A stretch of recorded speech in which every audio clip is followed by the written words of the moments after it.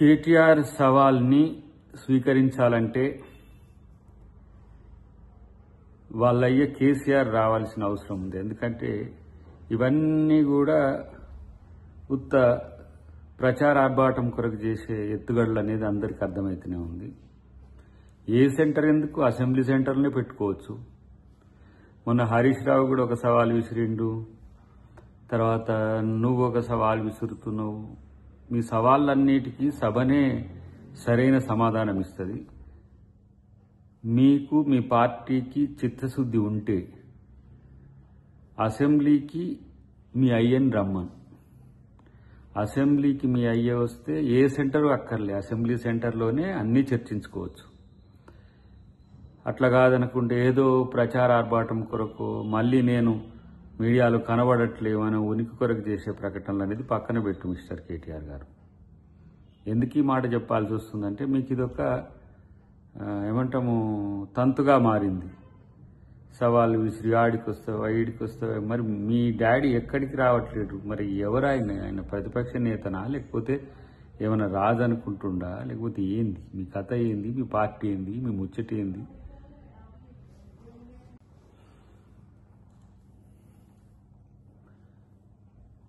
ఏదైనా తేల్చుకోవడానికి మీ మీద నమ్మకం లేదు కాబట్టి ప్రతిపక్ష నాయకుడిగా మీ అయ్యని రమ్మనండి. సమయం ఆయననే చెప్పమనండి, వేదిక ఆయననే చెప్పమనండి.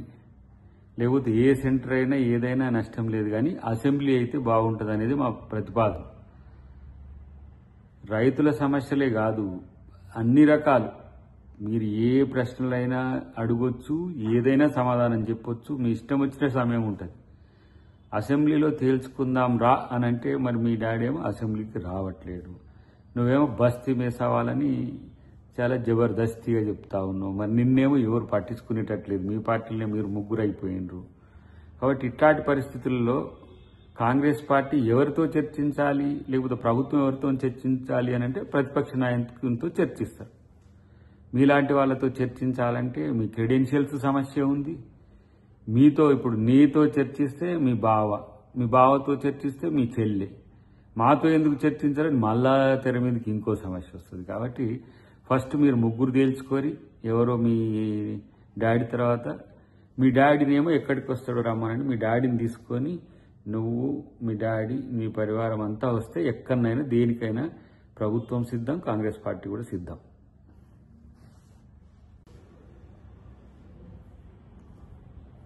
ప్రెస్ మీట్లో లేకపోతే ఇంటర్నల్గా కూర్చొని చర్చించి లీక్లో ఇట్లా చేస్తాం అట్లా చేస్తామని అని చెప్పి మెయ్యి అంటుంటాడు. మీరేమో మీ ఇంట్లో ముసలాన్ని కప్పిపుచ్చడానికి నువ్వు ఒకసారి, మీ బావ ఒకసారి, మీ చెల్లి ఒకసారి. అసలు అర్థం కానిది ఏంటంటే మీ దాంట్లో ముసలాం గురించి ఎవడు సపోర్ట్ చేస్తలేదు, కానీ ఇంకో సమస్య గురించి మీరు చర్చిస్తే మీ చిత్తశుద్ధి మీద ఎవరికి నమ్మకం ఉంటుంది? ఇలా రైతు సమాజం గురించి రైతులందరికీ తెలుసు.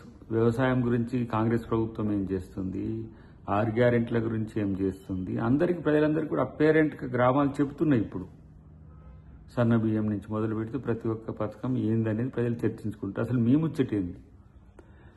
మీతో కవిత ఉన్నట్టా లేనట్టా, మీ పార్టీనా కానట్టా, అసలు ఆ దయ్యాలెవరో తెలియకుండా మీరు కొట్లాడుకుంటూ మీ అంతర్గత సమస్యల కోసం, మీ ఉనికి కోసం ఇలాంటి వాదాలు, ప్రతివాదాలు, సవాళ్ళు, అస్తిత్వాల కొరకు పోరాటాలు ఎవరు మిమ్మల్ని పట్టించుకోరు. ఆ విషయం ఫస్ట్ మీరు తేల్చుకోండి.